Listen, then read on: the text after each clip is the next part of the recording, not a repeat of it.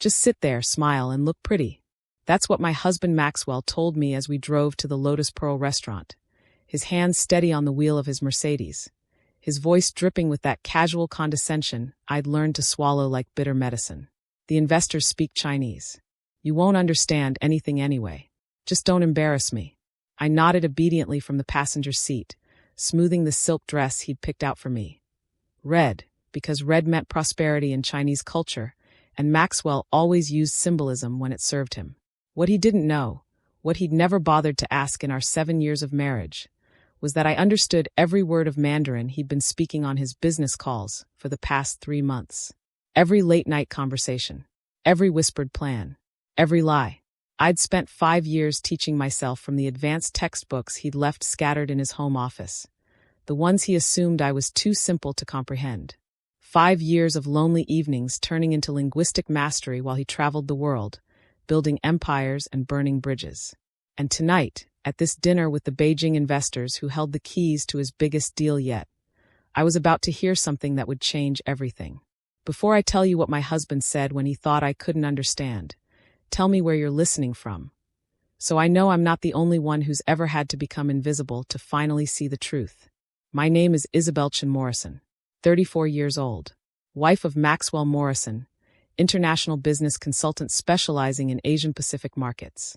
On paper, I had everything: a penthouse in Vancouver, a vacation home in Maui, designer clothes, a black Amex card with no limit. In reality, I had nothing that mattered. No career of my own. No children, because Maxwell said they'd complicate things. No friends, because his social circle consisted of investors and competitors, and I was neither. Just a trophy wife who'd been collected at 27, when I was working as a translator at a conference, and he decided I was exactly the kind of elegant he needed. Maxwell was 46 now, silver at his temples in that distinguished way that made people trust him instantly. He was handsome, charming when he needed to be, ruthless when it benefited him. He spoke 5 languages: English, Mandarin, Japanese, French, and just enough Spanish to close deals in Mexico. His intelligence was his weapon. His arrogance was his flaw. We'd met at an international business summit in Singapore. I was translating for a tech startup. He was closing a manufacturing deal. He approached me during the cocktail hour, complimented my interpretation skills, and asked me to dinner. 3 months later, he proposed. 6 months after that, we were married in a ceremony that made the society pages. I thought I'd found a partner, someone who valued language and culture the way I did. But the moment I said I do, I became an accessory, a beautiful, bilingual ornament he could display at events and then forget about when the real work began. "You don't need to work anymore," he'd said on our honeymoon, his tone suggesting it was a gift. "I make enough for both of us. Just enjoy yourself." So I did, or I tried to. I redecorated the penthouse, took cooking classes, joined a book club that fell apart when I realized the other wives were as lonely as I was. And slowly, quietly, I disappeared into the background of my own life. Maxwell traveled constantly. Shanghai 1 week, Tokyo the next, Paris, London, Dubai. He'd return with expensive gifts and vague stories about difficult negotiations and exhausting clients. I'd smile, thank him for the Hermes scarf or the diamond bracelet, and watch him pack again 3 days later. The loneliness was its own kind of suffocation, but I didn't complain. I'd been raised to be grateful, to not make waves, to understand that successful men required space and patience. So I gave him both, and he gave me nothing in return. 2 years into our marriage, I started noticing things. Late night calls he'd taken his office with the door locked. Receipts for restaurants I'd never been to. A second phone he kept in his briefcase. When I asked about them, he'd sigh like I was a child interrupting adult conversation. "Isabel, I'm building something here. These deals are complex. You wouldn't understand. You wouldn't understand." That phrase became his favorite weapon. It shut down every question, every concern, every attempt I made to be part of his world. So I stopped asking, and I started listening. It began by accident. I was cleaning Maxwell's home office, a sleek, modern space filled with leather-bound books, framed awards, and the scent of expensive cologne. He'd been in Tokyo for a week, and I was bored, restless, looking for something to occupy my mind. On his desk, beneath a stack of contracts, I found a textbook. advanced business Mandarin, negotiation, and financial terminology. It was heavily annotated in his handwriting. Vocabulary lists, grammar notes, highlighted passages about corporate restructuring and asset management. I'd studied Mandarin basics in secondary school. Enough to order food, ask for directions, understand simple conversations.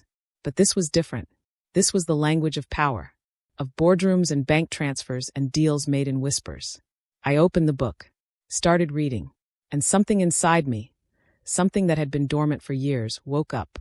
For the next 5 years, while Maxwell traveled and ignored me, I studied. Not just that textbook, but every resource I could find. Audio lessons I'd listen to while doing yoga. Conversation apps I'd practice with late at night.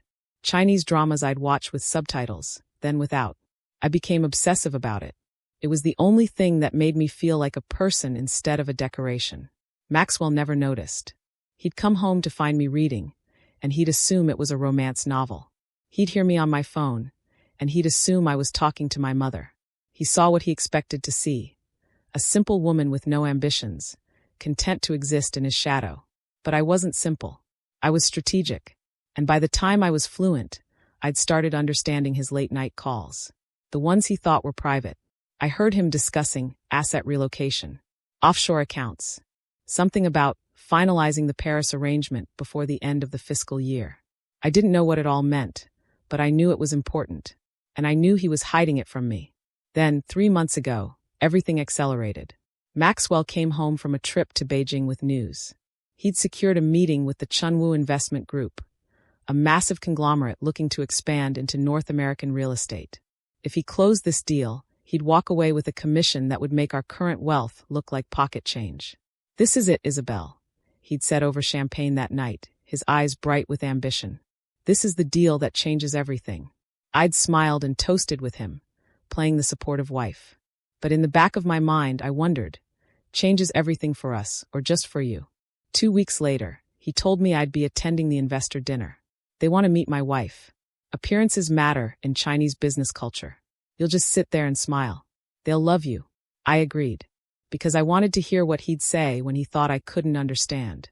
The Lotus Pearl was the kind of restaurant where reservations required 3 weeks' notice and connections most people didn't have. Crystal chandeliers, silk wallpaper, tables spaced far enough apart that conversations stayed private. We arrived at 7 p.m. Maxwell was in his best suit, navy Tom Ford, crisp white shirt, gold cufflinks that had been a gift from a Saudi prince. I wore the red dress he'd chosen. My hair was styled in soft waves. My makeup was perfect. I looked exactly like what I was supposed to be, the elegant, obedient wife who enhanced his image. The investors were already seated. 3 men in their 50s, impeccably dressed, their expressions polite but assessing. The leader, Mr. Chun, stood and shook Maxwell's hand, then turned to me with a warm smile. "Mrs. Morrison," he said in English, his accent light. "A pleasure to meet you."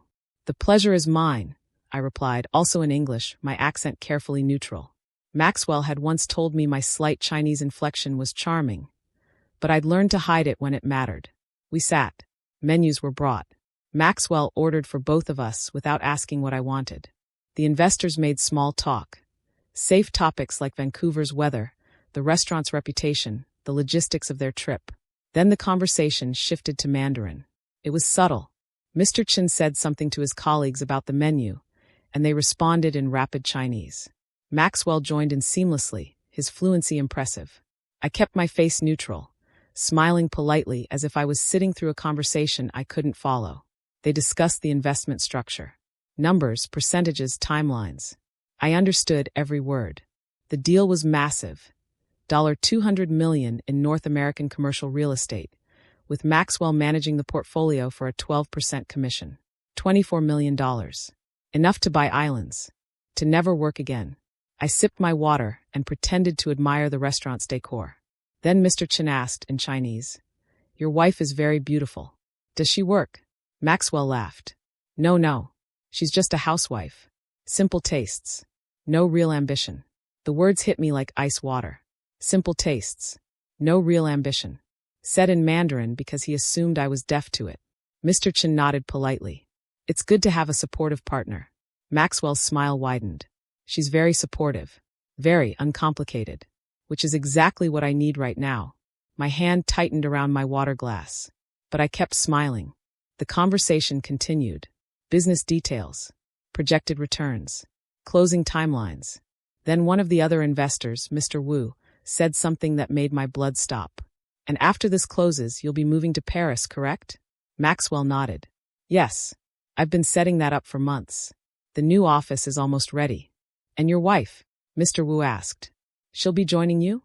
Maxwell's laugh was cold. No. This arrangement, he gestured vaguely toward me, is temporary. Once the deal closes and the assets are transferred to the Paris accounts, I'm filing for divorce. Clean break. She'll get the Vancouver condo and a small settlement. Nothing that touches the real money. The room tilted. I focused on breathing, on keeping my face blank. Mr. Chen raised an eyebrow. You have someone in Paris?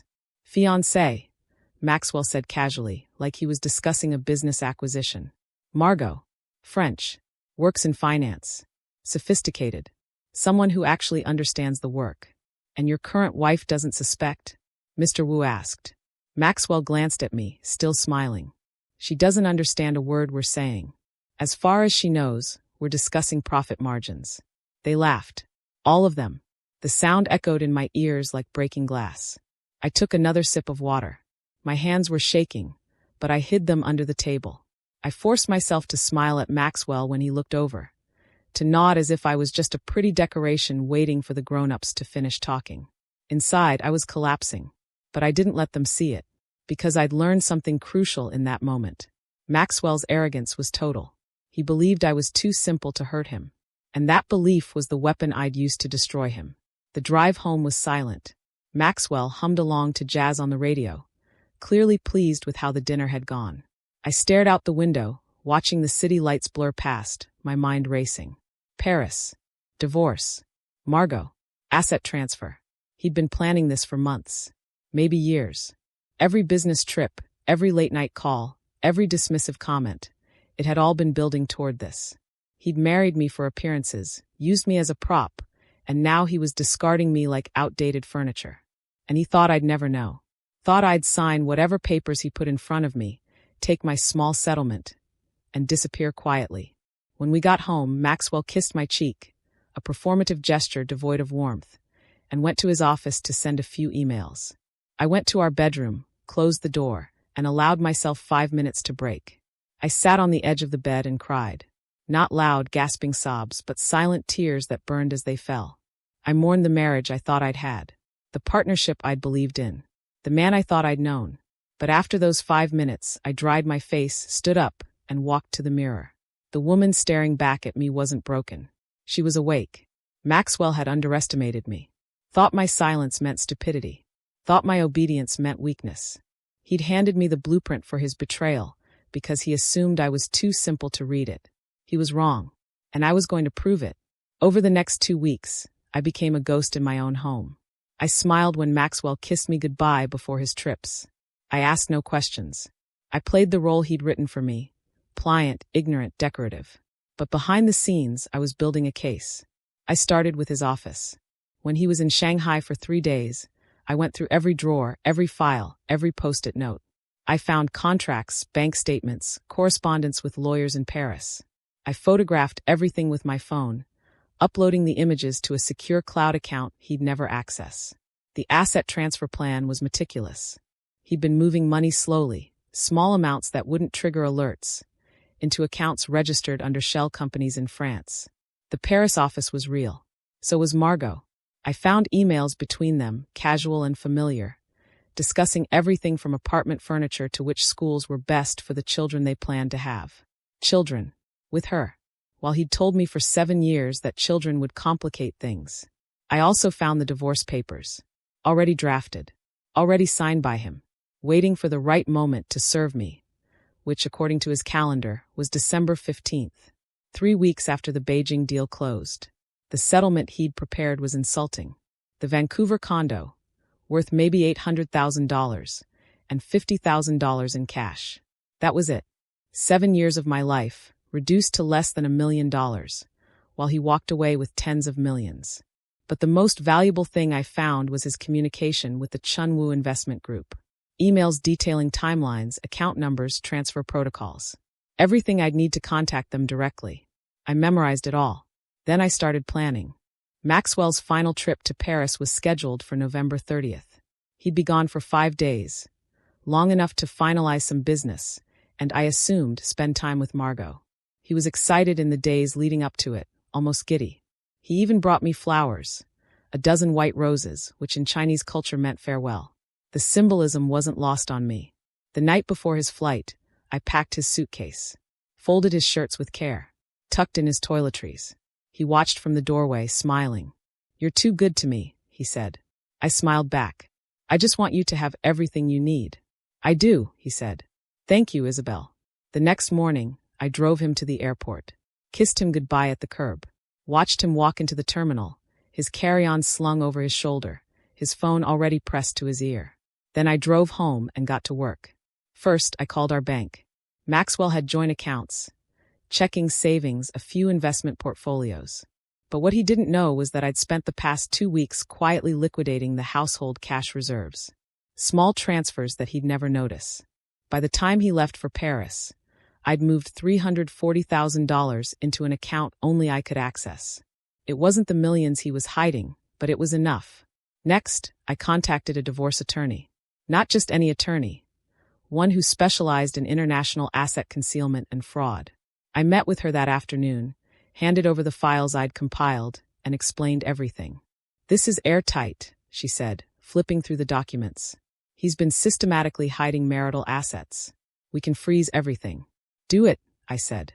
By 4 p.m. that day, Maxwell's accounts were frozen. Every credit card, every line of credit, every liquid asset he thought he could access. Locked down pending investigation of financial fraud. Then I made the call I'd been preparing for. I dialed Mr. Chen's direct number, one I'd found in Maxwell's files. When he answered, I spoke in perfect Mandarin.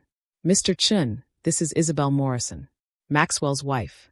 I believe we need to discuss some discrepancies in the investment proposal." There was a long pause. "Mrs. Morrison, I didn't realize you spoke Mandarin. My husband didn't realize either," I said calmly. "Which is why I'm calling. At dinner 2 weeks ago, I heard every word of your conversation, including the part where Maxwell discussed asset relocation and offshore accounts." Another pause. Then cautiously, "Go on." I explained what I'd found. The shell companies, the Paris accounts, the projected returns Maxwell had inflated by 40% to make the deal more attractive. The fact that he planned to disappear with their money the moment it cleared. "He's been lying to you," I said, "using your investment to fund his personal escape plan. If you wire that $200 million, you'll never see accurate returns. He'll skim off the top, funnel it through Paris, and leave you with a portfolio that underperforms while he lives off your money." Mr. Chen was silent for a long time.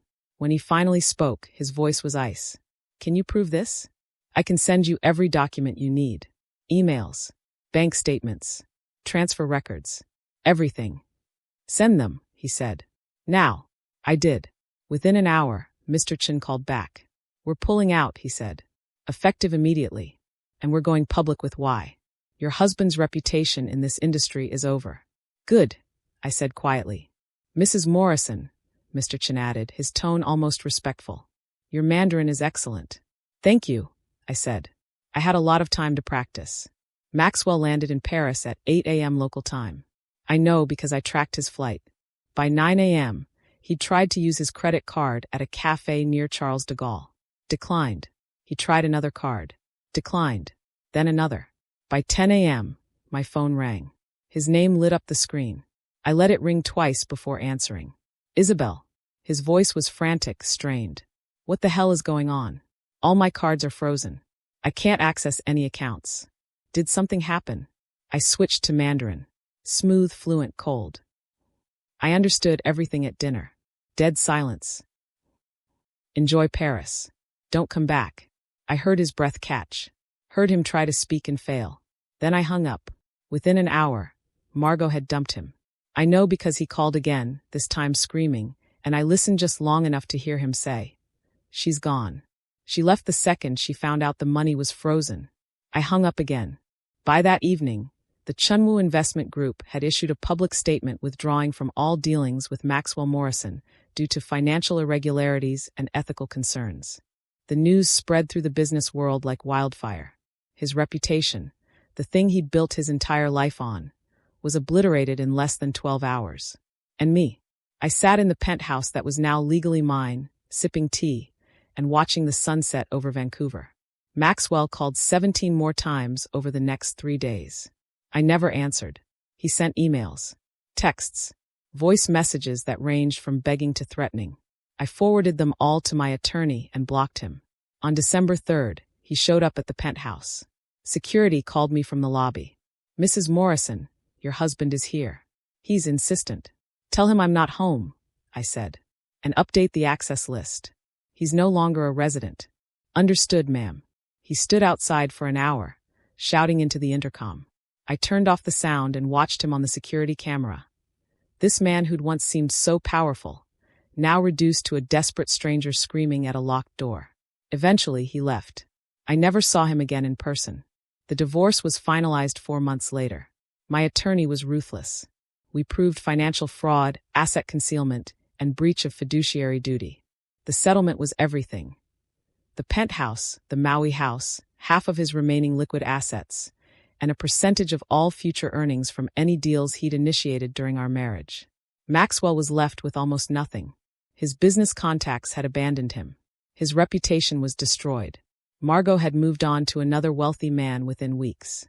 The Paris office he'd rented sat empty, the lease unpaid. I heard through mutual acquaintances that he'd moved back to Toronto, working as a mid-level consultant for a firm that didn't ask too many questions about his past. As for me, I sold the penthouse and moved to Shanghai. Used the settlement money to start a consulting firm specializing in international business translation and cultural mediation. Turns out, all those years of studying had made me an expert. My company is thriving. I have clients across 3 continents. I speak 4 languages now. I added French after the divorce, just because I could. Sometimes, late at night, I think about that dinner. About sitting there in my red dress, smiling and nodding while my husband discussed discarding me like trash. I think about how close I came to never knowing, to signing those papers and walking away with pocket change while he lived like a king. But I also think about the moment I answered his call in Mandarin, the silence that followed, the realization in his voice that he'd underestimated the wrong woman. That moment made everything worth it. If you've ever been underestimated, if you've ever been called simple or uncomplicated by someone who should have known better, if you've ever had to become invisible just to survive, you know this feeling. It's not revenge. It's justice. Cold, calculated, fluent in 4 languages justice. Share your story in the comments. Someone out there needs to know that the people who underestimate you are handing you the keys to their downfall. And subscribe for more stories about the moment you stop pretending you don't understand and start speaking the language of power.